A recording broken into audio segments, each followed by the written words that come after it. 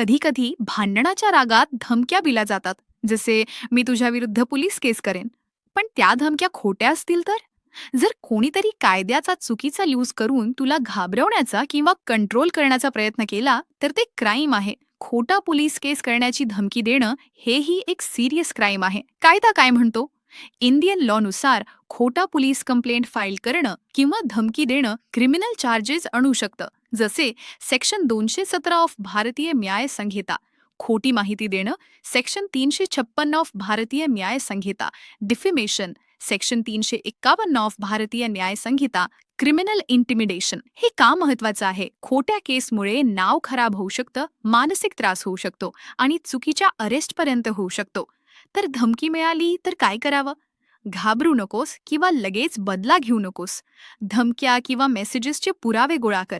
तुझ्या राईट समजून घेण्यासाठी लगेच लॉयरशी कन्सल्ट कर. तू मलिशियस प्रॉसिक्युशन किंवा इंटिमिडेशनच्या विरोधात काउंटर कंप्लेंट देखील फाईल करू शकतोस. लक्षात ठेव, कानून तुला खोट्या आरोपांपासून आणि धमक्यांपासून वाचवण्यासाठी आहे. तुला भीतीशिवाय आणि अन्यायाशिवाय जगण्याचा अधिकार आहे. जर तू अशी परिस्थितीचा सामना करत असशील तर चूप राहू नकोस. आम्हाला बोला. आणि अशाच प्रकारच्या अपडेटेड व्हिडिओसाठी आमच्या चॅनलला लाईक, शेअर, कमेंट आणि सबस्क्राईब करायला विसरू नका.